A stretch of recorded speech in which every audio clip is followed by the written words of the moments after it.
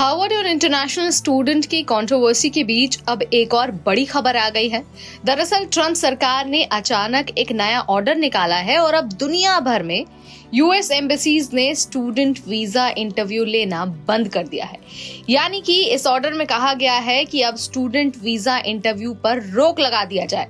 जी हाँ, आपने बिल्कुल ठीक सुना है, अब एम्बेसी इंटरव्यू नहीं लेगी और इसकी वजह भी बड़ी इंटरेस्टिंग है। तो चलिए आपको पूरा मामला समझा देते हैं और बता देते हैं कि आखिर अमेरिका ने और ट्रंप सरकार ने इस तरह का फैसला क्यों लिया है। तो कहानी यह है कि अमेरिका की सरकार ने 28 मई को एक ऑफिशियल ऑर्डर निकाला और सारी दुनिया भर की जो यूएस एम्बेसी है उसको ये कह दिया कि अब से कोई भी स्टूडेंट और एक्सचेंज वीजा इंटरव्यू नहीं लिया जाएगा। यानी कि F1 वीजा और J1 वीजा के लिए इंटरव्यू बंद किया जाए।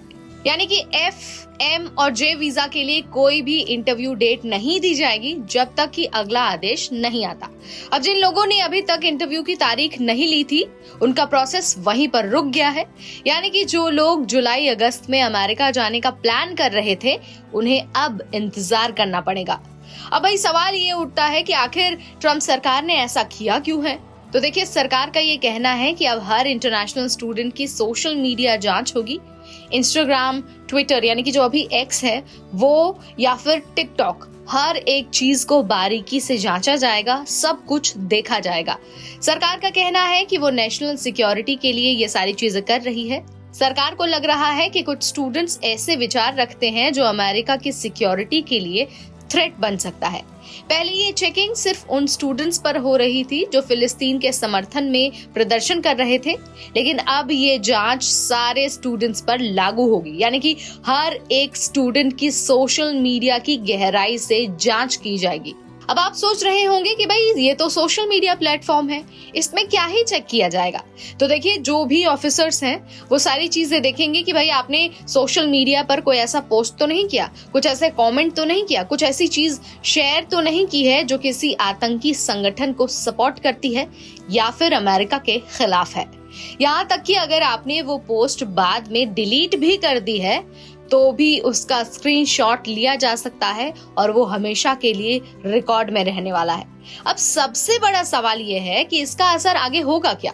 तो देखिए, अमेरिका में इस वक्त 1 करोड़ से ज्यादा इंटरनेशनल स्टूडेंट हैं। ये लोग करीब 44 अरब डॉलर की कमाई करते हैं अमेरिका के लिए। इसके अलावा लाखों नौकरियां भी इन्हीं स्टूडेंट से जुड़ी हुई हैं। यानी कि अगर वीजा प्रोसेस रुक जाता है या फिर प्रोसेस स्लो हो जाता है तो यूनिवर्सिटीज को भारी नुकसान हो सकता है। इसके अलावा स्टूडेंट्स का भी सपना टूट सकता है। कई कॉलेज तो पहले से ही परेशान हैं क्योंकि इंटरनेशनल स्टूडेंट्स की संख्या घट रही है।